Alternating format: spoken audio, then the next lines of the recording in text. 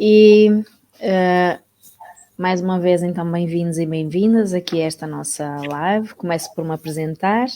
Eu sou a Lília Andrade, sou a diretora técnica na Mente Positiva e, como disse há pouquinho, hoje é um dia especial. Já tem sido há umas semanas, porque a Daniela já está a colaborar connosco já há umas semanas, mas depois das festas fez-nos mais sentido criar esta live de apresentação, porque nas festas nós só pensamos, não é, no Ano Novo, no Natal, na pandemia e pronto. E hoje é realmente um dia especial onde nós formalmente apresentamos aqui o nosso novo elemento na nossa equipa, a Daniela, é a Daniela Ferreira, e vamos conhecê-la um pouquinho,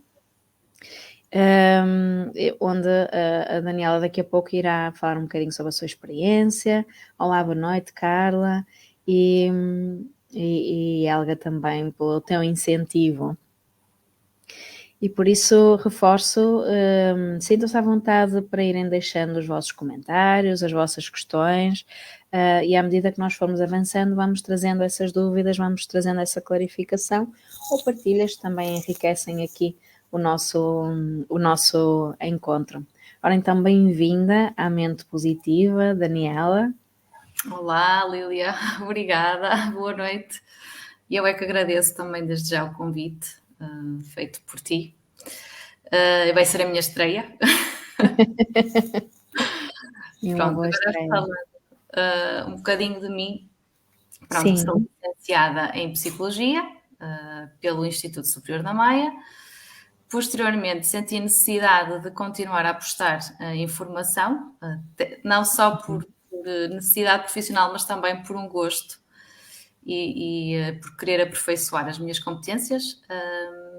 Portanto, direcionei a minha área de formação para a área de desenvolvimento e educação da criança, por ter sido realmente aquela área que sempre me apaixonou. Apesar de numa fase inicial estar a trabalhar com jovens e com adultos, e gostava do que fazia, sem dúvida, foi uma experiência única e aprendi muito com eles, com os adultos. Sempre senti, desde muito cedo, uma grande paixão pelo trabalho com as crianças. E, portanto, achei que era útil e necessário para mim fazer essa aposta e essa formação. Portanto, estive até 2014, sensivelmente na área de formação de adultos, também na formação de jovens, formação e também, de alguma forma, alguma orientação também para a carreira, porque estive a trabalhar num centro de formação profissional muito direcionado para uma área específica. No entanto, houve sempre algumas situações de alunos que não se identificavam muito com o curso, completaram o curso, mas depois no final voltaram de alguma forma para pedir aqui um apoio ao nível de reorientação para a carreira. Pronto, isso chegou a acontecer algumas vezes, situações de alunos que foram para áreas completamente diferentes, mas que depois até voltaram-me a contactar, a dizer que estavam muito felizes e muito satisfeitos depois com a nova área que encontraram para a sua área, portanto, para a sua carreira profissional. E é sempre gratificante, não é? Quando nós temos esse feedback, não é? Das pessoas que fomos acompanhando ao longo do tempo, não é?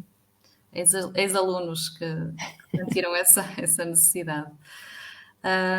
Posteriormente estive a trabalhar contigo, não é? É verdade. Numa outra escola, mais focado na formação de adultos. E estive aí até sensivelmente 2013, 2014.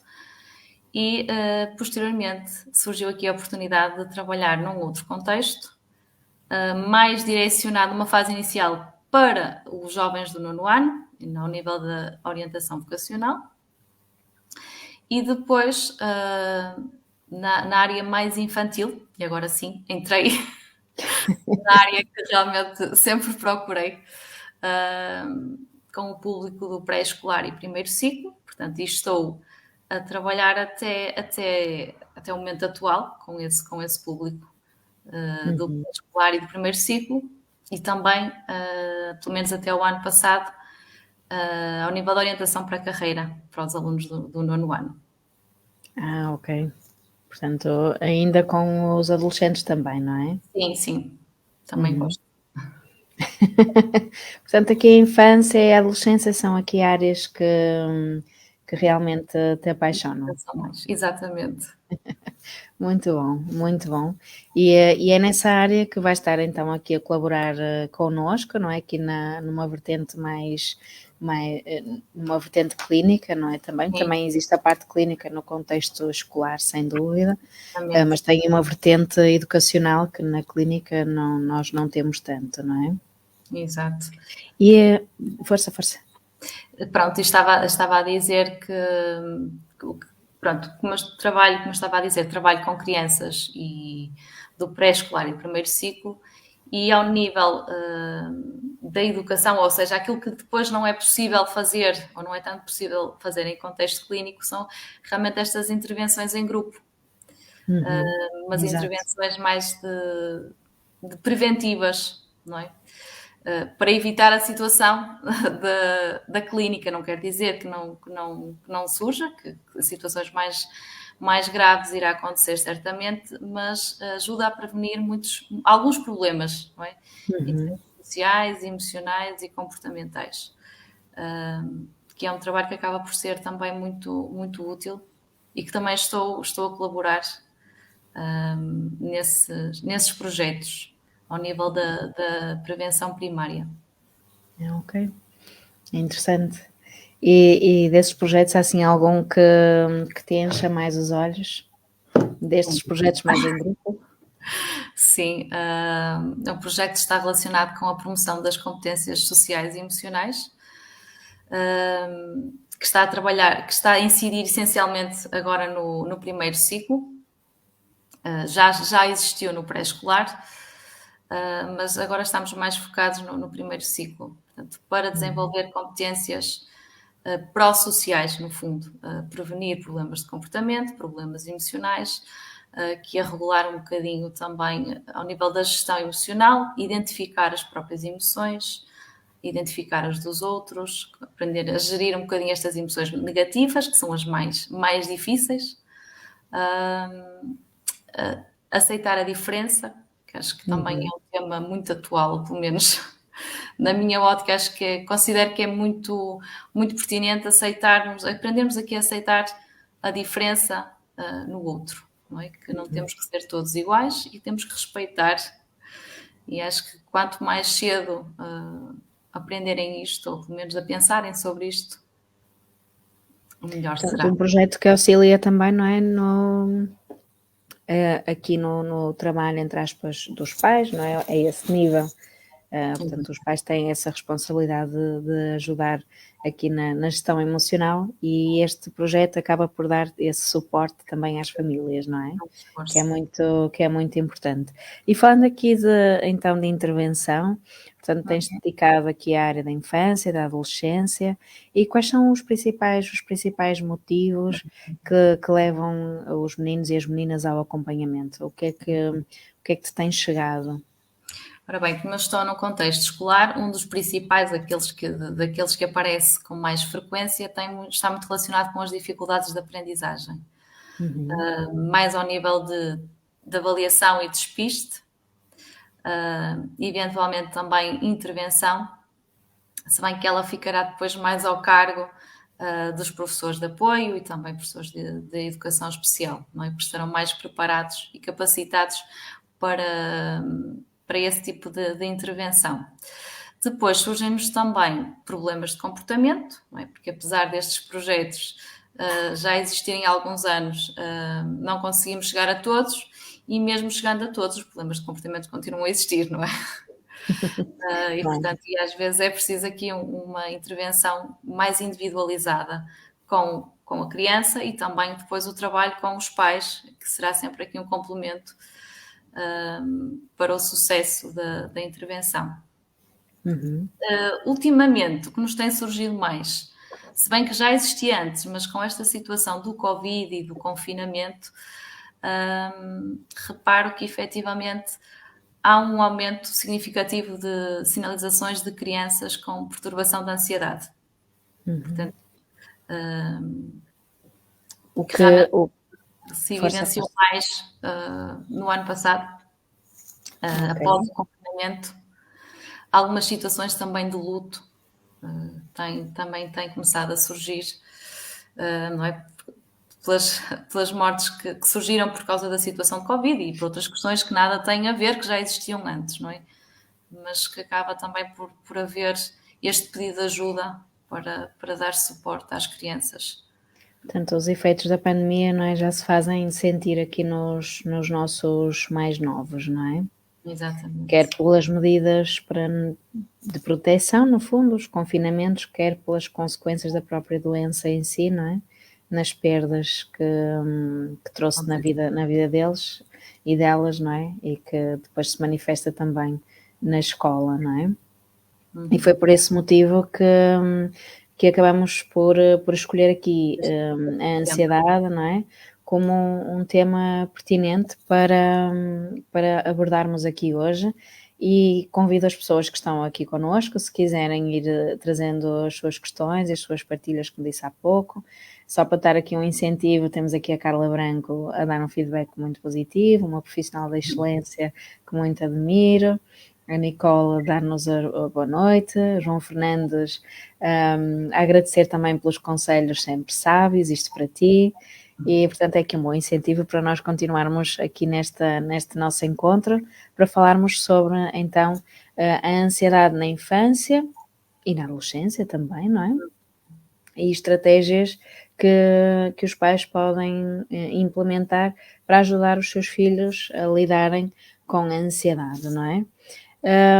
E como nós vimos há pouquinho, realmente a ansiedade tem afetado toda a gente, mas falando aqui especificamente das crianças e dos mais novos, que precisam de muito mais suporte para conseguir regular as suas emoções, não é?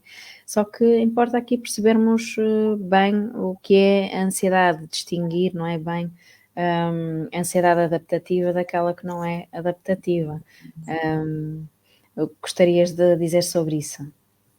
Pronto, antes de mais, referir que a ansiedade é uma emoção normal, não é? Todos nós acabamos por sentir em algum momento da nossa vida esta emoção, portanto, é uma emoção também adaptativa, que nos ajuda a lidar com várias situações, portanto, é uma emoção que surge nessas situações, portanto, e que tem uma finalidade. O problema surge é quando essa emoção tem um nível e uma intensidade muito elevada que nos, de alguma forma, constrange ou nos impede ou influencia negativamente no nosso cotidiano, no nosso dia-a-dia, não é? E acaba por, de alguma forma, nos levar ou ao evitamento da situação, a um tal nível de mal-estar que nos constrange e que nos incita um bocadinho, lá está, a não querer confrontar e a fugir, a sermos esquivos dessas situações que nos transmitem essa emoção e essa sensação. Portanto, se calhar que também aqui importa referir quais são, no fundo, os sintomas que esta ansiedade poderá produzir. Portanto, falamos aqui de sintomas ao nível emocional, comportamental, de pensamento e também físicos, não é? E que todos eles acabam muitas vezes por surgir até simultaneamente. Ok, e podes dar assim alguns exemplos desses sintomas dentro desses quadrantes todos, não é? O que é um pai e uma mãe pode observar, não é, nos seus filhos, que seja aqui um sinal de atenção, não é? Exatamente. Ao nível emocional, portanto, podemos aqui verificar tristeza, uma tristeza que não é a tristeza normal ou comum, não é? Termos os momentos tristes, isto faz parte de todos nós, mas aqui de sentirmos que já é mais contínuo, mais persistente no tempo. Aqui também uma certa apatia, não querer fazer aquelas atividades que antes lhe dava prazer e que estava motivado para fazer. O choro também, uma maior irritabilidade, sensação de culpa, sensação de que não se tem valor, que não é capaz, que não é suficiente. Pronto, isto aqui mais em termos emocionais.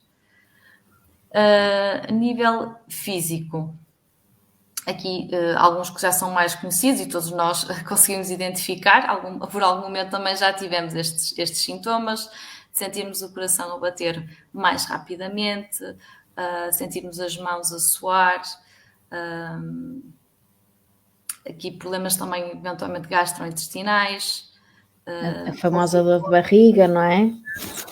Aquela dor de barriga que traz a dúvida, será que é mesmo uma dor de barriga ou é realmente a ansiedade a manifestar-se? Muitas vezes aos mais pequeninos, quando estão na escola, não é? Sim. Quando ou têm um teste, ou ainda não simpatizaram muito com o professor, ou estão no primeiro ano, no início, e aquelas famosas dores de barriga, muitas vezes que surgem à noite, antes de dormir, Sim. ou de manhã, no momento que antecede a ida para a escola. São sintomas que todos nós também já conhecemos. Eventualmente também tonturas, boca seca, as famosas, não é, as faces rosadas, não é, que todos nós também já conhecemos. Sim, porque a criança, não é, não vai dizer ao pai e à mãe ajuda-me que eu estou com ansiedade, não é? Pode dizer isso quanto muito mais à frente, se já tiver existido aqui, e mesmo não vai dizer que tem ansiedade, não é? Pode dizer que está com medo, sim. Portanto, é nos sinais que nós, enquanto pais e mães, não é, devemos estar mais atentos e atentas para poder auxiliar, porque eles não nos vão dizer com clareza, é isto que eu sinto, resolve, não é? Às vezes ficam até assustados porque sentem os tais sintomas físicos, pensam que estão doentes, não é? Exatamente, são uma doença e muitas vezes, e os próprios pais também ficam na dúvida, não é? Exatamente. Numa fase inicial, quando é no início, há realmente esta dúvida se está doente e muitas vezes até levam ao médico, porque às vezes também pode surgir a febre, não é? Exato. Às vezes também surgem esses sintomas mais significativos que levam até uma ida ao médico, não é? E fazem-se alguns despistes para tentar perceber se há algum problema e não. E de certa forma são importantes esses despistes, não é? Para se poder ter a clareza de que estamos a falar da ansiedade e de que não estamos a falar exatamente de um problema de saúde diferente, não é? Mas realmente os mais novos manifestam-se de outra forma. Os mais velhos, os adolescentes, já podem sinalizar e verbalizar aquilo que estão a sentir. Conseguem nomear, não é? Surge também por vezes a tal enurese noturna, não é? Que é o xixi na cama, também é comum. E também nesses casos é importante fazer aqui um despiste para verificar se não é realmente um problema fisiológico, não é? Alguma coisa que possa não estar a funcionar tão bem, ou se é realmente uma questão de ansiedade. Ok. Às vezes há retrocessos, não é? Nas conquistas de desenvolvimento, por vezes há alguns retrocessos. Que acontece, lá está, com a ida para a escola, com o nascimento do irmão, com o teste, com os momentos de avaliação, não é? Aqueles momentos de maior ansiedade que costuma surgir. Isto fez-me pensar, desculpa, que às vezes as pessoas dizem, mas as crianças não têm problemas, não têm preocupações, não é? Como nós adultos, então porque é que elas ficam ansiosas, não é? E então porque é que elas ficam ansiosas? O que é que está aqui na base da ansiedade? Já deste aqui algumas pistas, não é? Mudanças, transições, não é? A mudança, a chegada de um irmão ou de uma irmã na família, a transição para a escola. O que é que pode explicar então aqui a sintomatologia ansiosa nas crianças? Podíamos também falar aqui das questões genéticas, não é? Há estudos que realmente falam de uma maior predisposição, ou pelo menos uma maior vulnerabilidade, quando há um pai ou uma mãe que tem uma perturbação de ansiedade, ou que manifestam de forma significativa a sua ansiedade, portanto há aqui algum padrão. Depois também temos as questões ambientais, não é? Que era o que estavas a falar, dos contextos onde estamos a interagir, não é? Uhum. Os pais ou os principais educadores funcionam aqui muito como modelos. E não é só esta questão genética, mas também aquilo que eu observo e que eu vejo à minha volta. Se sinto que perante uma situação que podia ser ameaçadora, o meu principal cuidador está relativamente calmo e tranquilo e me transmite essa tranquilidade, eu, enquanto criança, ficarei mais calma, não é? Uhum. Pelo contrário. E fez-me lembrar, desculpa interromper, fez-me lembrar uma partilha, isto numa formação de primeiros socorros psicológicos, que alguém dizia que não conseguia perceber porque é que aquela criança estava muito vigilante. E como é que chegaram à conclusão? Porque eles, as refeições, faziam-nas todos em conjunto, até aqui tudo ok, mas com as notícias ligadas, não é? Esta questão do ambiente. E na altura, não é? No começo da pandemia, era, e agora ainda é, não é? Mas tinha um impacto maior, era tudo muito mais alarmante. E embora estivéssemos neste exemplo, não é? A família estivesse numa refeição tranquila, as notícias elas estavam lá e, portanto, a criança conseguia na mesma captar a informação do ambiente. E às vezes é isto, parecem desligados do ambiente à volta, mas se calhar não são assim tão desligados desse mesmo ambiente. Foi só assim aqui uma partilha que ilustra o efeito, não é, do ambiente no bem-estar das crianças, não é?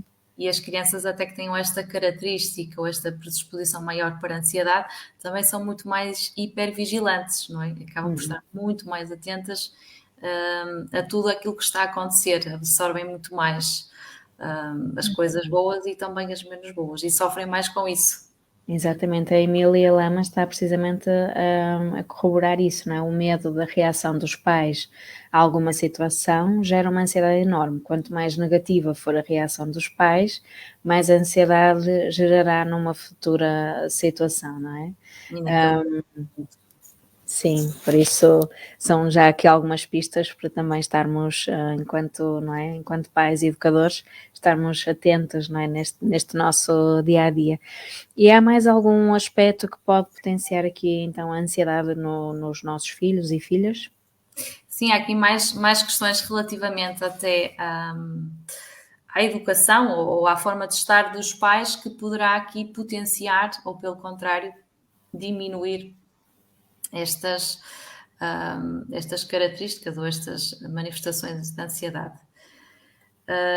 E uma das características ou dos fatores que poderá potenciar esta ansiedade terá a ver com o excesso de controle por parte dos pais. Não é? Se temos pais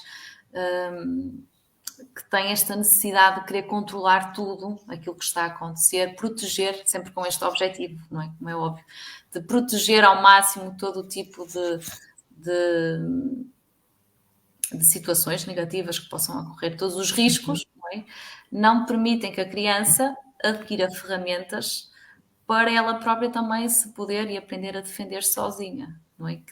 Ao quererem controlar tudo, também estão a passar um bocadinho a mensagem de que o mundo é perigoso e, portanto, tu sozinho não consegues, tenho que estar aqui eu para te proteger. E a criança, para além de encarar e ver o mundo como algo que é hostil, também não aprende a adquirir ferramentas para ela própria se saber proteger, não é? Nas situações em que, quando os pais não estão presentes. Portanto, isto aqui acaba por ser uma realidade muito, muito comum. E cada vez mais. Cada vez mais, exatamente. Esta necessidade de querer proteger de tudo, não é? De queremos proteger ao máximo os nossos filhos para que nada de mal lhes aconteça. Depois isto tem aqui o lado... A intenção é boa, não é? Exatamente. Mas depois tem os seus efeitos. Aqui o ponto de equilíbrio, não é? É sempre o mais desejado, não é? outro fator também terá a ver aqui com um bocadinho o excesso de crítica, não é? Se os pais estão muito mais focados nas coisas negativas, naquilo que a criança não é capaz, pronto, em todas as situações negativas também acaba por, ou poderá potenciar aqui também maior índice de ansiedade na criança, porque não está habituada a ver-se nela própria aspectos positivos e características positivas para conseguir ter este sentimento de autoeficácia, não é? De eu sou capaz, não é? Pessoas que só valorizam as coisas que eu não sou capaz, às tantas começo a acreditar que eu não sou capaz, não é? Porque só ouço o negativo e não ouço aquilo que eu sou capaz de fazer. Não há o elogio, não é? Não há o reforço positivo. E, portanto, aqui estamos a falar mais de uma ansiedade que pode afetar então o desempenho, não é? E aqui em situações em que em que a criança, não é, se debate com o medo de falhar. Exato, porque estão tão focados, que isto é outra das características destas crianças que são mais ansiosas, é também quererem atingir ou não se permitirem assim errar, não é? Têm que ser perfeitas em tudo aquilo que vão fazer. Isto ainda gera muito mais ansiedade, porque tem que ser muito bem feito. Então muitas vezes nem arriscam, porque assim têm a certeza que não falham, não é? Exatamente, exatamente.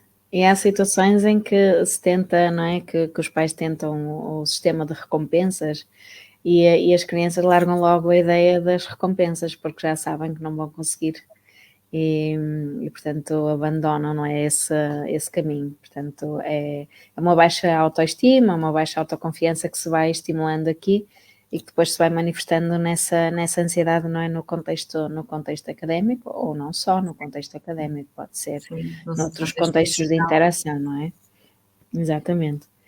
Outro dos fatores terá a ver com a modelagem parental. Portanto, que é um bocadinho aquilo que eu já tinha falado.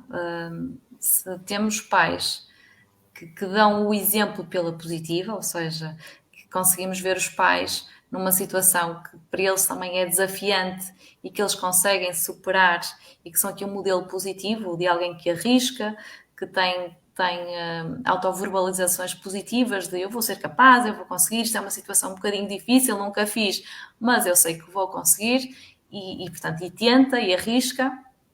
Portanto, está a passar esta mensagem ao filho, não é? De que se o meu pai ou a minha mãe se desafiam, se acreditam que são capazes, portanto, eu também devo ser capaz, não é? Agora, se pelo contrário, tenho um pai ou uma mãe que está sempre a dizer isto é muito difícil, não vale a pena, não vou conseguir, muitas vezes até verbalizam ao filho, não é? Que tu não vais conseguir, isto é muito difícil para ti, não vale a pena, o outro não ia, não fazia, portanto, acaba também por inibir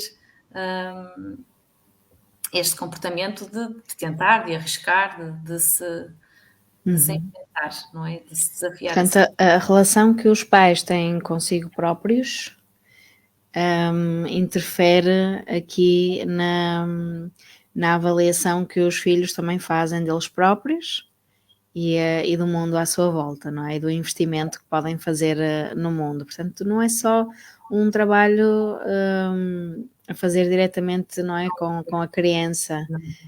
Temos que olhar aqui para todo o sistema que pode precisar de olhar para dentro, de fazer ajustes. Portanto, é mais complexo, não é? Do que o trabalho apenas com a criança, por isso é importante sempre trabalhar também com os pais, e lá está estas estratégias, e também perceber como é que eles próprios lidam com a adversidade e com os desafios, às vezes aqui também por uma tomada de consciência. Que muitas vezes realmente nunca tinha pensado muito nisto, agora que me está a questionar, eu também costumo dizer isto, ou costumo sempre achar que ele não vai ser capaz. E, portanto, é preciso ter, primeiro de tudo, tomar consciência, não é? Às vezes até aquela a tal proteção, não é? De não colocar, se eu já sei que o meu filho à partida não vai ser capaz, na minha mente, não é? Nem o coloco naquela situação desafiadora para não ter que lidar com a frustração de não conseguir, não é? E, portanto, esta proteção também acaba por ter aqui um efeito, a intenção novamente é boa, mas não é potenciadora no desenvolvimento da criança, não é? Não lhe dá a oportunidade de se testar, não é? De se frustrar, exatamente, e de tentar de novo. Exatamente, se esta estratégia não funcionou, vou agora experimentar de outra forma, não é? Até conseguir e não desistir. Nós, quando falamos aqui desta ansiedade, portanto, nós falamos aqui um pouco desta ansiedade de desempenho, não é? Mas também podemos falar de uma ansiedade social, podemos falar daqui de uma ansiedade mais generalizada também, não é? E depois outros medos que as crianças podem ir desenvolvendo. O que é que observas como mais comum na tua prática? Se estivermos a falar dos mais pequeninos, as ansiedades que têm surgido com maior frequência, portanto, uma delas é a ansiedade de separação, que surge mais até ou no pré-escolar ou no início do primeiro ciclo, no primeiro ano, normalmente, quando entram para a escola, e há aqui uma quebra daquela rotina a que eles estavam habituados. Portanto, e depois isto também tem muito a ver com aquilo que dizem, ou que já diziam do que era a escola, não é? Qual era a mensagem que passavam da escola? Se vem com uma linguagem de que a escola agora vai ser séria, isto agora é uma brincadeira, portanto já cria aqui alguma ansiedade e aqui algum mal-estar, algum receio do que é que vão encontrar do outro lado. E depois, se estão muito vinculados à mãe, neste caso é o mais habitual, não tem que ser, às vezes é a avó ou o pai, de alguma forma, portanto, nesses casos que surgem, a dificuldade de se separarem dessa figura, portanto, no momento em que deixam, portanto, quando são deixados na escola, não é? Porque já vão com algum receio e têm aqui esta dificuldade de separação, portanto, é mesmo a ansiedade de separação. Portanto, este é um caso, são alguns casos que surgem mais no primeiro ano. Depois também temos aqui as ansiedades de desempenho, surge, portanto, e aqui já pode ser durante o primeiro ciclo todo, se não for trabalhado, continuará para a vida fora, não é isto? Exatamente. Não tem qualquer tipo de intervenção, continua no segundo, terceiro, o secundário e ao longo da vida. Lá está com esta ideia da perfeição, de que não podem falhar, de que não podem errar, muitas vezes com algumas crenças de que os pais não vão gostar tanto de mim, que a professora também não vai gostar de mim se eu falhar, se eu não for o melhor ou se não tirar uma nota muito boa, pronto, que depois causa esta ansiedade, este mal-estar, que muitas vezes vem com os tais sintomas ou da enurese noturna ou das dores de barriga nos momentos que antecedem as provas de avaliação ou as fichas. Os mais pequeninos, portanto, do pré-escolar, falamos mais do medo do escuro, o medo de... Também a ansiedade de separação também acontece. Também é comum. Essas idades. Portanto, são estes aqui aqueles medos que surgem com mais frequência, não é? Ok. Só fazendo aqui uma partilha da Carla Branco. A propósito, devíamos estar a falar daqui da importância, não é? Do trabalho que os pais fazem com as crianças. E fala no seguinte: aquilo que tanto se fala na parentalidade positiva devia ser generalizada a todos os relacionamentos. Portanto, aqui uma reflexão que depois até podemos voltar a ela mais no espaço de dúvidas, não é? Portanto, aqui o nosso papel enquanto educadores é fundamental nesta regulação ao longo dos desafios que as crianças, não é, vão tendo. E leva-nos então aqui à parte que nós realmente queremos trazer, queremos entregar, que se prende com as estratégias, não é? Então, enquanto pais e mães, o que é que nós podemos fazer para, para, para ajudar os nossos filhos a lidar? E antes de avançarmos, temos aqui a Helga a partilhar que sim, a forma como os novos contextos são apresentados às crianças tem muita influência na construção da sua vivência e na forma como vai lidar com os obstáculos que vão surgindo no dia a dia. Não sei se queres acrescentar alguma coisa a esta partilha. Tem muita, era aquilo que estava a comentar há pouco, não é? A forma como os pais apresentam, os pais, os avós, as figuras significativas, se apresentam a nova situação como algo muito positivo, que até lhes transmite curiosidade pelo processo de aprendizagem, que vais aprender coisas novas, coisas que nunca tiveste até aqui, transmite um sentimento e uma emoção muito mais positiva do que se estiverem a focarem-se nos aspectos negativos ou até mais nesta questão que também acaba por ser comum da competitividade, de teres que ser o melhor, de que tens que... Portanto, aqui o compararem-se com os outros, não é? e não estarem tão centrados no próprio processo e no prazer de aprender e de suscitar curiosidade para quererem saber mais sobre aquilo que estão a aprender. E então, agora saltando para as nossas estratégias, não é? Que dicas tens aqui para partilhar com os pais e as mães que estão a assistir e que posteriormente vão acompanhar-nos mais à frente? Vou então só aqui passar. Então, temos aqui algumas estratégias que eu estive a sintetizar para nos ajudar enquanto, portanto, aos pais, a lidar como fazer, no fundo, para diminuir o sentimento ou a emoção da ansiedade quando ela surge. E uma das primeiras estratégias passaria muito por aquilo que também já fui falando, que é desenvolver a confiança nos filhos. E para desenvolvermos esta confiança nos filhos, temos que dar oportunidades para elas próprias também se desafiarem. Podemos também dar a possibilidade de elas tomarem algumas pequenas decisões, não é? De acordo com a faixa etária que têm, não é? Como é óbvio, para elas próprias também se sentirem capazes, não é? E suficientes. Às vezes coisas muito simples. Estou a pensar, por exemplo, nos mais pequeninos. E alguns também já sentem esta necessidade de quererem decidir alguma coisa, não é? Eles gostam muito de poderem decidir. Mas, por exemplo, dar aqui algumas opções, até, por exemplo, na roupa. Porque eu não quero vestir isto, porque eu não gosto disto, ou quero vestir aquilo. Ok, então eu vou deixar escolher. Tens aqui estes 2 pares de calças, qual é que tu vais querer levar? Queres levar estas, as brancas ou as cor-de-rosa, por exemplo? E estamos aqui a dar um bocadinho, a delegar um bocadinho este sentimento também de empowerment, de eu sou capaz, eu também sou capaz de decidir sobre as minhas coisas, não é? Claro que temos que sempre mediar as situações, claro.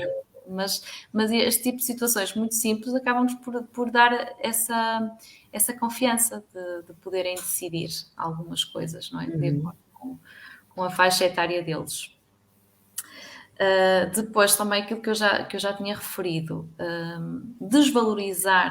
Antes de avançar, por exemplo, dar intencionalmente alguma responsabilidade também pode ser aqui uma forma de desenvolver a confiança, não é? Exatamente, a autonomia, de ficar responsável, por exemplo, por porem a mesa, por arrumarem o quarto. Pronto, sempre de acordo com o nível de desenvolvimento onde eles se encontram. Mas é muito útil, até pelo próprio sentimento de segurança e de autoconfiança com que eles ficam, porque eu sou capaz, não é? Eu já sei fazer isto e sentem-se bem com isto, não é? Quando lhes é dada e atribuída alguma tarefa e alguma responsabilidade. Isto ajuda realmente a eles sentirem-se mais capazes. e dão-lhes também, ao mesmo tempo, ferramentas que eles aprendem para depois também poderem utilizarem noutras situações, não é? Noutros contextos. Aquilo que eles aprendem numa situação depois generalizam para os outros contextos. Uhum. A outra situação que eu estava também a partilhar tem a ver com aprendizagem por tentativa e erro, não é? E não valorizar tanto os sucessos, mas o querer fazer, o desafiarem-se. E se errarem não há problema, está tudo bem na mesma. O que interessa é tentar, não é? Tentar fazer melhor para uma próxima vez, como é óbvio, não é? Mas se nunca tentarem, também nunca vão saber. Portanto... Então, a forma como nesta situação vai depender muito, então, a forma como se comunica, não é? Portanto, aqui, independentemente do sucesso ou do erro, valorizar o esforço, né? No fundo dizer, trabalhaste muito, não é? Ou estás a tentar, não sei, em termos de verbalizações, não é? De expressões, porque às vezes o reforço também as palavras também precisam de ser escolhidas, não é? Um exemplo, sim, de algo que nós possamos dizer então às nossas crianças, não é? Que investiram bastante do seu tempo para a aprendizagem de uma coisa nova, como reforço, por exemplo, o que é que sugeres que nós digamos? Estou muito feliz ou muito satisfeito que tu hoje tentaste ou desafiaste ou já conseguiste fazer, portanto, porque mesmo que tenha errado, alguma coisa já surgiu dali, alguma coisa já evoluiu. E não temos, lá está, que focar no resultado, mas naquilo que tu já conseguiste fazer hoje. E estou muito contente que te tenhas desafiado. Principalmente uma situação que para ele nós já sabemos que é desafiante, não é? E que ele estava com algum receio, mas é importante sempre falarmos e reforçarmos a iniciativa e aquilo que ele conseguiu. Não interessa se conseguiu fazer tudo, mas alguma coisa ele já conseguiu fazer, quanto mais não seja o ter ido, o ter-se desafiado. Às vezes sinto que existe receio de deixar o elogio, de deixar o reforço, de deixar o incentivo, quase como se depois a criança ou o jovem ficassem sempre, como é que eu ia dizer, aquele excesso de, como as pessoas costumam dizer, o excesso de autoconfiança, alguma arrogância, não é? Mas aqui o elogio e o reforço é sempre bem-vindo. Sem dúvida, sem dúvida. E vai aumentar este sentimento de autoeficácia, não é? E de serem capazes. É validar. É a validação. Validar o esforço. Ok, muito bom. E mais? Uma outra estratégia: ignorar todos os sintomas ansiosos e reforçar e dar atenção a todos os comportamentos de enfrentamento e de coragem face às situações. Isto é, não devemos, quando falo em ignorar os sintomas ansiosos, não estou a dizer que não vamos agora tapar os olhos e fazer de conta que não está a acontecer, não é isso, não é? Devemos sempre, eu compreendo, não é? No fundo, identificar aquilo que a criança está a sentir e aquilo que ela está a viver naquele momento. Por exemplo, olha, eu sei que estás com medo, por exemplo, estás com medo do cão ou estás com medo daquilo que possa estar a surgir naquele momento, mas não dar muito mais ênfase àquilo. Portanto, nomeamos a emoção, compreendo aquilo que estás a sentir, mas então agora o que é que podemos fazer? Faça isso, não é? Não ficarmos agora focados naquela emoção, no ficar paralisado, mas agora vamos pensar, ok, eu entendo o que estás a sentir, mas então o que é que tu achas que podemos fazer para enfrentar essa situação, para lidar com isso que está a acontecer? Portanto, é uma estratégia que também ajuda a descentrar a atenção na emoção, nos sintomas, não é? No fundo, sintomas físicos e emocionais, mas focarmos então agora aqui na resolução, não é? O que é que podemos fazer para lidar com isto? E às vezes também só precisa dar algumas estratégias e as crianças muitas vezes sabem, se lhes perguntarmos. olha, se fosse um amigo, o que é que tu lhe dirias para fazer? Eles sabem, eles têm, por acaso, têm respostas muito, muito curiosas, sabem? E às vezes é passar-lhes também um bocadinho a bola para o lado deles. Não é? O que tu achas que poderás fazer? Eu estava a ouvir e estava a pensar num pai e numa mãe aflito por ver o seu filho mais agitado ou tenso porque nós temos horas para cumprir ou porque já é a 25ª vez que eu sei que vou chegar à escola e não vai conseguir entrar porque vai ser um processo doloroso. Que sugestão é que dás quando isso acontece? Com a dificuldade de, por exemplo, de entrarem na escola, isso? Neste caso mais virado para os pais, não é? Porque aqui eu estava a ouvir e estava a pensar, sim, nós vamos ignorar os sintomas, vamos reforçar, sim, mas eu preciso de estar mais calmo e mais tranquilo para poder também fazer isso com ele, não é? Às vezes o tempo não permite, não é? Porque temos algum compromisso e surge ali a manifestação, não é? Daquele desconforto ou da ansiedade sentida, ou porque já são várias vezes repetidas que acontecem e que eu tenho mais uma vez que gerir e portanto nem sempre nós estamos enquanto pais e mães, não é? Nesse estado calmo e tranquilo para ajudar nesta regulação. Portanto, há aqui mais direcionado aos pais, não é? Nós temos a ação para com a criança, mas se eu não estiver calma e tranquila, vai ser difícil estar a reforçar o enfrentamento, a coragem, não é, de ir em frente. Era mais neste sentido, estava assim a ouvir e a pensar, isto requer aqui calma e equilíbrio da nossa parte, não é? Sem dúvida. E se calhar antes da saída de casa, não é? Fazer este. Portanto, no fundo, falar à criança e explicar o que é que vai acontecer, não é? E o que é que nós esperamos que ela faça, não é? Explicarmos qual é o comportamento que nós estamos à espera que ela vá ter, não é? Explicando o que é que vai acontecer hoje de manhã, que estamos, explicar também que estamos com pressa, não é? Para também perceberem aqui alguma urgência e, no fundo, explicar todo o procedimento e o que é que vai acontecer, não é? No fundo, antecipar a situação e ir dando também já respostas para possíveis comportamentos Exato. que possam vir a surgir. Porque às vezes pode ser tentador, não é? Pronto, não vamos dizer, Não. e depois quando estivermos na situação nós resolvemos, não é? Mas eu estava até a pensar, há crianças, não é, que têm medo de ir ao médico, por exemplo, e então os pais podem dizer, olha, vamos sair, vamos dar um passeio, mas depois o passeio vai ser lá no consultório do médico, e então pânico, não é?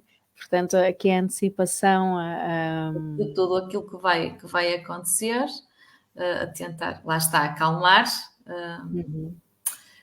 E pronto, e depois vermos também, cada pai conhece o seu filho melhor do que ninguém e também consegue perceber o que é que acalma o meu filho, não é? O que é que eu posso fazer que eu sei que o vai deixar mais relaxado. E algumas crianças até poderá ser ouvir algum estilo de música, não é? Agora, lá está, tem que ter sido explicado antes o que é que vai acontecer, não é? Estamos agora a relaxar a criança e depois surgimos um depois momento que colocamos na ativa a ansiedade. Eu não situação. estava a perceber o que é que estava a acontecer. Por exemplo, ouvir uma música ou ver algum programa, às vezes eles veem um bocadito no telemóvel, pouco tempo, que sabemos que os ajuda, lá está, induz aqui a calma, o relaxamento, eventualmente também a respiração. Falarei mais à frente ou falo agora.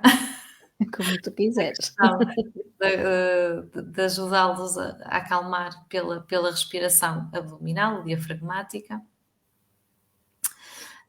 onde terão que colocar as mãozinhas na barriga, encher a barriga como se fosse um balão, ir contando mais ou menos até 5, encher a barriga ao máximo que conseguirem, contando até 5, e depois esvaziar o máximo que conseguirem. Como eles costumam dizer, é encostar a barriguinha às costas. Tirar todo o ar. Todo o ar e ao mesmo tempo que libertam o ar, também vão libertando os pensamentos maus, todas as tensões que sentem, e, portanto, repetir isto, dependendo, lá está, do nível de ansiedade, mas sensivelmente em umas 10 vezes. Portanto, fazerem isto, por exemplo, na viagem, enquanto vão para o consultório ou para aquela situação que lhes causa ansiedade. E aconselhas a que os pais e as mães também acompanhem esse exercício com a criança, não é? Se fizerem Por com eles, observação. ainda os motiva muito mais, e pronto, e acaba por ser mais motivador, eles são mais entusiasmados na atividade. É um exercício que também se aplica, nós estamos a falar muito nas crianças, não é? Nos mais pequenos, mas também é um exercício que se aplica, no fundo, a qualquer idade, não é? Porque se eu vir alguém mais aflito, eu posso dar essa sugestão. Estou agora aqui a pensar mais nos adolescentes, não é? Que o nosso tema é crianças e adolescentes. Portanto, também esta respiração diafragmática também pode ser feita com os adolescentes, não é? Olha, respira comigo, não é? É algo assim, é isso? Com os adultos. Também. E com os adultos também, ajuda Também. de facto a relaxar. Outra estratégia que também ajuda é, por exemplo, os pais poderem transmitir de alguma forma que aquela emoção que eles estão a sentir, com aquele sentimento, e eles próprios também já passaram e também devem ter alguma história muito semelhante em que já sentiram isso, que isso também já aconteceu com eles. Portanto, porque ao fazerem este tipo de partilha, estão de alguma forma a normalizar aquilo que está a acontecer e a criança não se sente sozinha, não é? Assim, afinal, também já passaste por isto. E o que é que tu fizeste quando isso aconteceu? Portanto, e aqui no fundo podem relatar o que é que eles fizeram na altura, sempre, passando sempre esta mensagem de superação, não é? Eu também já senti isso, já passei por algo muito semelhante, compreendo tudo aquilo que estás a sentir, e as estratégias que eu utilizei foram: desvalorizei, eu fiz esta respiração, ouvi uma música, pensei em coisas que eu gosto, colocar-me também no local que é o meu sítio de relaxamento, imaginar-me a estar naquele sítio, a sentir, a relembrar os cheiros, os sons. Mas até pode ser interessante agora que eu ouvir-te e a pensar, não é? Naquele momento, eu posso não ter um sítio de relaxamento na manga, não é? Mas até antes do deitar, não é? Pensando nos mais pequenos, na tal história, antes de dormir e criarmos aqui um local tranquilo, que a criança identifique, que a criança goste, portanto, numa situação calma, que é o ir deitar, quando é calma, não é? O ir deitar, e para depois ser mais fácil para ela ir buscar Já esse é um lugar, treino, não é? é um treino que é feito, ela já identificou e é mais fácil depois no momento conseguir-se autoinduzir, não é? Esse estado de calma e deslocar-se no fundo, imaginar-se nesse local, nessa situação. É. Ou seja, há aqui estratégias mais SOS, não é? Mais no momento, e há outras estratégias que nós podemos ir semeando, no fundo, para depois podermos usar nessas situações SOS. Por isso é um trabalho contínuo, não é? Exatamente. Temos aqui um plano de gestão emocional para os nossos filhos. Praticar novas habilidades, não é? Sempre que nos enfrentamos, que nos colocamos à prova, aprendermos uma atividade nova, desportiva, artística, no fundo é desafiarmos-nos, não é? Sempre que aprendemos uma atividade nova, sentimos sempre mais capazes, mais autoconfiantes, não é? Porque somos capazes. E por isso só traz vantagens aqui a estas atividades Mesmo que extracurriculares. elas possam trazer, não é? Aquelas borboletas na barriga, Exato. que são normais, não é? Os ganhos são maiores.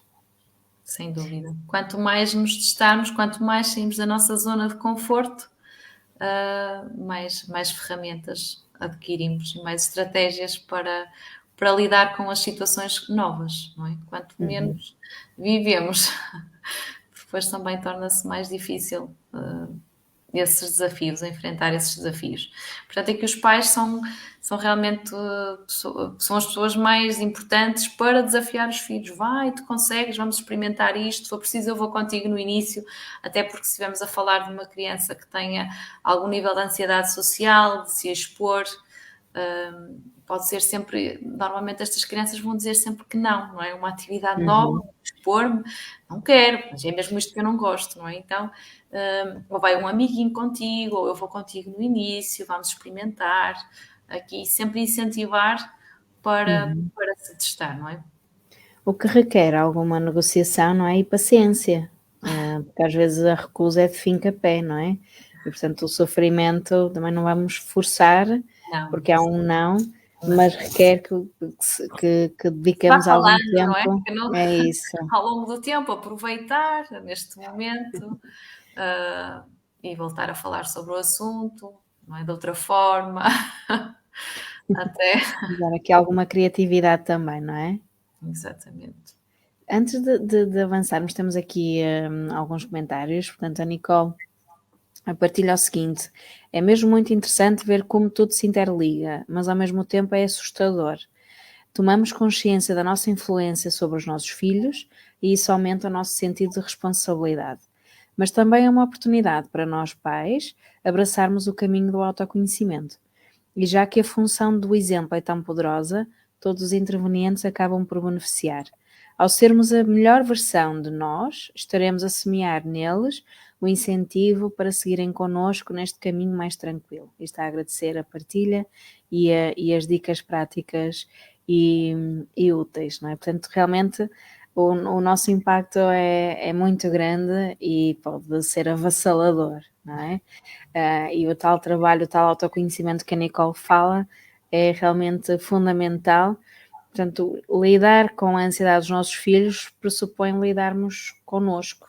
Se calhar até como o primeiro passo, não é? Nós estarmos também atentos, como falavas há pouquinho, não é? A forma como eu lido com a realidade, os medos que eu tenho, a forma como comunico, faz tudo parte deste autoconhecimento, não é? Portanto, uma estratégia que no fundo está aqui implícita ao longo desta apresentação toda é o trabalho individual que nós, enquanto pais e mães, devemos fazer em nosso benefício e sobretudo em benefício dos nossos filhos. Isto é o meu comentário enquanto mãe também. Não sei se queres comentar mais alguma coisa, portanto vem aqui um reforço muito importante, não é? Todo este tema. Sem dúvida, e só o facto de nos questionarmos enquanto pais já, já é um sinal realmente de queremos desenvolver, não é? De autoconsciência. Portanto, que é algo que eu também faço enquanto mãe, não é? Apesar de todas estas ferramentas, não é? Também é muito importante nos questionarmos até que ponto é que realmente aquilo que eu estou a fazer é o melhor, não é? E às vezes partilharmos também com outros pais também aqui nos ajuda a pensar noutras formas de agir, não é? Noutras estratégias.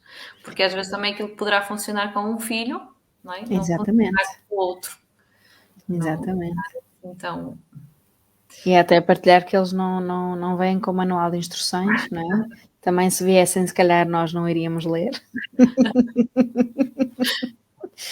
Agora a ser mazinha, mas eles não vêm com manual de instruções e portanto é um trabalho de conhecimento, não é? Tentativa e erro também, não é? Também, lidarmos com os nossos próprios erros, se calhar vão haver alturas em que não vamos gerir bem, não é, a situação, mas depois podemos olhar para trás e procurar aprender com ela e procurar fazer diferente na vez seguinte e assim sucessivamente, não é? Exatamente. E temos ainda, antes de avançarmos para o próximo slide, temos ainda a partilha do Diamantino, a propósito da respiração, penso que é da respiração, que diz que essa prática de relaxamento é muito utilizada nas artes de palco, como a música, o teatro, não sei se era também do lugar favorito, do sítio de relaxamento que estavas a falar há pouquinho. Portanto, é muito transversal, é uma estratégia muito transversal, aplica-se na parentalidade, mas também se pode aplicar em áreas diferentes. E que mais sugestões tens aqui para nós? Outra sugestão seria a distração, isto é, tentarmos distrair a nossa ansiedade dos mais pequeninos, focando-os noutro tipo de tarefas ou exercícios que vamos lhes pedindo, para eles não estarem focados naquilo que estão a pensar ou nas reações fisiológicas, não é, do corpo, através de pequenos jogos. Ora, agora vamos pensar em palavras que comecem com a letra tal. Ou vamos procurar aqui carros com a cor vermelha, a cor amarela. No fundo, é distrair a atenção deles dos sintomas e dos pensamentos para outros estímulos que estão a acontecer à volta deles. Portanto, que dá de uma forma mais subtil, portanto, ajudá-los. Mudar-lhes o foco, não é? Exato, o foco. Uma estratégia que também se pode aplicar em qualquer faixa etária, quando nós tivermos, não é, ajudar alguém a ficar mais tranquilo, a distração também pode ser uma boa estratégia para ajudar a regular, e é disso que estamos a falar, não é? Regular a emoção. E mais? Vou passar aqui. Outra estratégia passará por mostrar à criança como é que eles podem ter sucesso, e aqui muito também, como eu já tinha referido, através do exemplo, não é? Como é que tu poderás fazer, de que forma é que tu poderás conseguir superar esse desafio, também poderá ser de uma história, de algo que vai contar que aconteceu e como é que fez para conseguir resolver essa situação, quando foi criança e que também passou por uma situação muito idêntica. Outra estratégia é compreender que a criança está a passar por uma dificuldade, não é? E não é manha, como dizem muitas vezes, não estão a manipular. É mesmo uma emoção, um sentimento que tem, e portanto é importante validar e compreender aquilo que estão a sentir, para a criança realmente se sentir aceite e compreendida, não é? Pelas pessoas que são as pessoas mais significativas, que são os pais. Portanto, este é o primeiro passo, é compreender. Falaste na manha e falaste a criança só está a chamar a atenção, não é? Exato, não é? Que às vezes são interpretados desta forma, confunde-se o que é uma chamada de atenção daquilo que efetivamente elas estão a sentir e não estão a fazer com essa segunda intenção. Portanto, e já me aconteceu, a propósito disto, já me aconteceu em contexto escolar de me questionarem se determinados comportamentos não seriam uma chamada de atenção mesmo. Portanto, e foi explicado que não era esse o intuito, é mesmo um sentimento, uma emoção que a criança não está a conseguir controlar, não é com esse objetivo de ser beneficiado. Exato. Ter outro tipo de medidas. O tal ganho, não é? Manipulação, a criança manipuladora. Às vezes é mal interpretado, não é? É preciso compreender. Okay. E este é o primeiro passo, não é? Exato. Depois, também ter muita paciência, não é? E não estarmos à espera dos resultados imediatos. Vamos agora criar esta estratégia e isto vai se resolver de um momento para o outro e vai ser fantástico. Não. É preciso realmente muita paciência e valorizar todos os pequenos passos, todas as pequenas coisas que consigam atingir. Isso também implica de nós, enquanto educadores, enquanto pais, estarmos muito atentos a isso, não é? Para não deixar escapar aquela coisa pequenina, aquele passo pequenino que conseguiu superar, não é? É conseguir efetivamente ultrapassar esse obstáculo, não é? Na sua plenitude, não é? Vamos por partes. E, portanto... E mesmo que estava aqui a pensar, não é? A criança ou o jovem até estão estáveis durante um tempo e depois há um dia em que tem um episódio mais ansioso. Isso pode trazer aqui novamente a vigilância aos pais, mas também encararmos com alguma calma, não é? Porque não significa um retrocesso, significa apenas uma uma reação ou uma situação, naquela altura, por um motivo em particular, mas que não é dramático, não é? Faz parte do processo e nós temos que acolher, não é? Esse processo, essa paciência. Portanto, não é assim, em linha, não é? Com altos e baixos, somando as tais conquistas, não é? Exatamente. Ok. Importante. Valorizar todas as novas competências, também já tinha referido aqui, e isso implica estarmos atentos, não é? E observarmos e passarmos algum tempo com elas e as desafiarmos, não é? Aos pouquinhos, dentro daquilo que nós sabemos que elas são capazes. Não é? Agora já conseguiste isto, agora vou-te elogio, reforço aquilo que tu conseguiste e agora vou pedir mais um bocadinho, não é? Para uma próxima vez. Porque sei que tu és capaz, não é? No fundo. Mesmo que isso às vezes implique nós sustermos a respiração. Lá vai ele. É porque o desafio, não é, como falámos há pouco, da superproteção, não é, também implica que nós, e voltando, isto está tudo interligado, como dizia a Nicole, que nós nos autorregulemos mesmo nesses desafios, não é, em que estamos a pensar nos perigos todos, em tudo o que pode acontecer, na frustração que poderá sentir e que precisamos também de trabalhar a nossa postura de nos contermos, porque não é fácil, não é? Exatamente. E é entregar e deixar ir. É desafiante, é desafiante. Claro que também temos que medir todos os riscos, não é? Claro, não é deixar ir e depois logo se vê. Tem que ser avaliado, claro que sim. Segurança, não é? Exatamente, exatamente. Depois, já tinha referido, recompensar e elogiar todos os esforços e não só o resultado, não é? Todo o processo até chegarmos ao resultado. Porque se não olharmos para estas pequenas conquistas, estas crianças têm uma maior facilidade também de desistirem, não é? Porque então eu fiz e ninguém reparou, ninguém olhou, é porque se calhar se já tenho uma baixa autoperceção das minhas capacidades, uma baixa autoestima, aquilo pouco que eu até consegui, não houve ninguém que tenha reparado, que ninguém tenha dito nada, então a probabilidade de desistir e ficar por ali também é muito grande.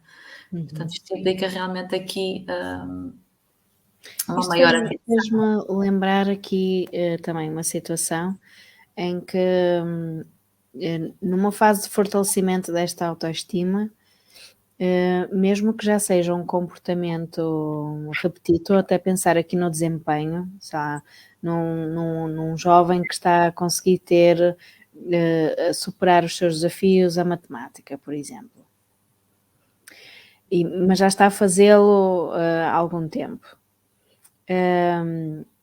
Faz ou não faz sentido manter o reforço, manter o elogio?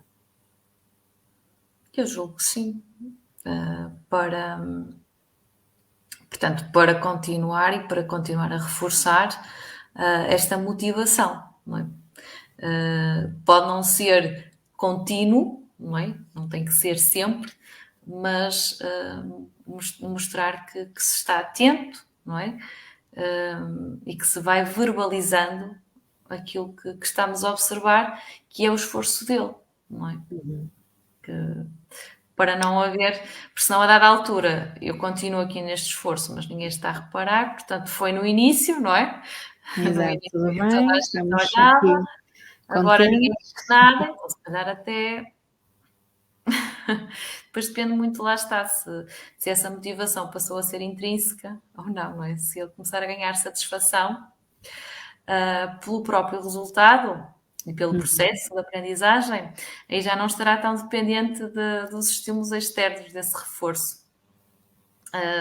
Portanto, ele próprio compensará-se a si próprio com aquilo que vai aprendendo. Mas até chegar a esse momento, não é? Está muito dependente desse reforço externo. Não é? Até conseguir esse reforço interno, está muito dependente disso para se manter e se focar nessas tarefas. Mas enquanto não existe essa motivação interna, é importante. Ai, sem dúvida. Ainda não Ok, estou. Exatamente. ok, boa. E tens mais sugestões para nós? Depois aqui algumas estratégias que também já fui falando, de mais até de autoajuda, não é? Isto aqui seria mais direcionado para os pais. As seguintes são mais para as próprias crianças poderem aplicar. Que já fui falando aqui, não é? Da respiração diafragmática, portanto, aquela técnica de respiração, que é uma estratégia que poderá ser ensinada à criança. Claro que quanto mais ela treinar, depois também mais se automatiza e mais fácil ela conseguir induzir este relaxamento pela respiração. Até uma sugestão que eu dou aos pais e às crianças que têm esta sintomatologia mais ansiosa é praticarem todos os dias à noite, quer a respiração diafragmática ou o relaxamento muscular.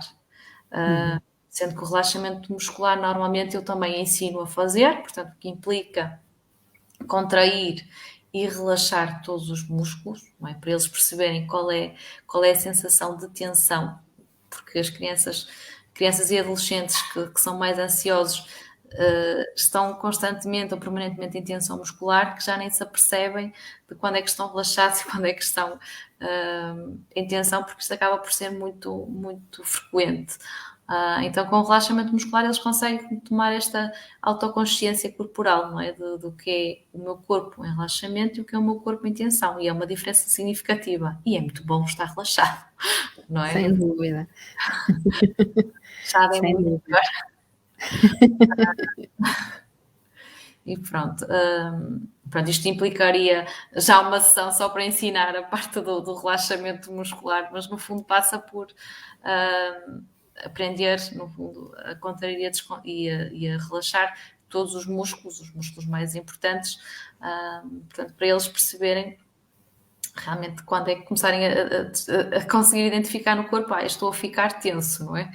Já estou a sentir aqui alguma tensão para voltar a contrair e relaxar, portanto, para ajudá-los nesse relaxamento. Temos que deixar depois aí essa dica mais desenvolvida aí, quiçá, num pequeno vídeo. Fica aqui o desafio.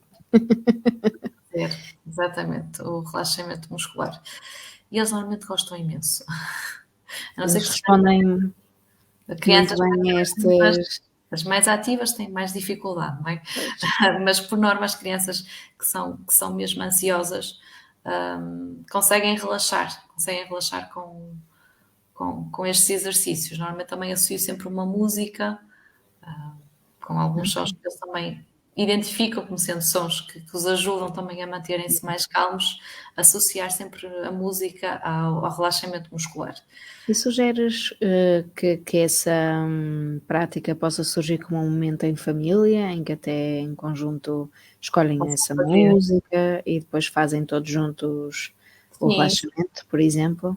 Sim, acaba por no fundo a criança ou o adolescente, lá está, mais uma vez, sentir-se integrado, não é? Sentir-se mais acolhido e, portanto, é uma dinâmica que é realizada por todos e todos acabam por beneficiar com isso, não é? Porque experimentando, percebem que isto realmente até a mim, que eu... os pais muitas vezes descrevem dessa forma, que eu próprio também fiz e também me ajudou, portanto...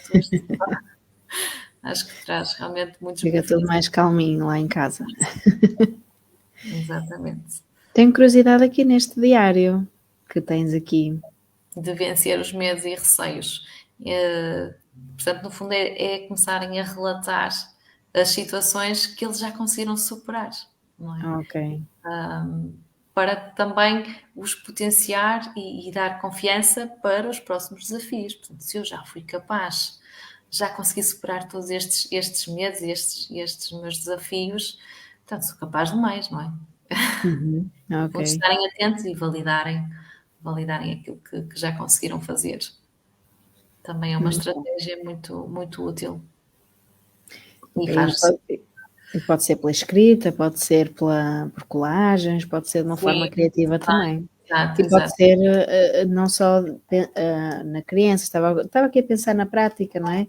pode ser aplicado até por todos os elementos, uma partilha, não é? Dessas conquistas. Claro que a informação que se partilha também é ajustada, não é? Mas pode ser uma atividade familiar, digo eu.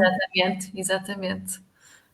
Curioso que falas nisso, tive há algum tempo uma menina que estava a acompanhar que sugeriu, ela própria sugeriu fazer isto em família. É assim. Teve esta ideia mesmo. Depois já queria era mais aqui por comparação, ver quem é que ganhava, não é? Essa parte é que já não é necessária, mas essa ideia foi sensacional de querer, no fundo é criar um potinho ou ali a caixinha dos desafios superados da família, não é? Que cada um já conseguiu superar. É interessante.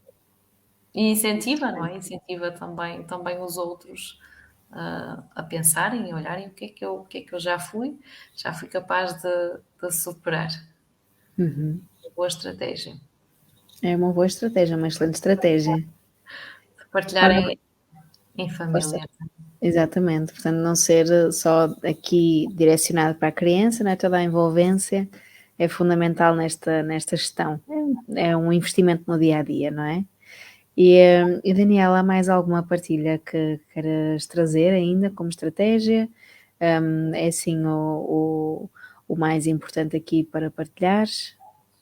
O mais importante, que eu considerei mais útil, foi partilhado aqui, em termos de estratégias, não é?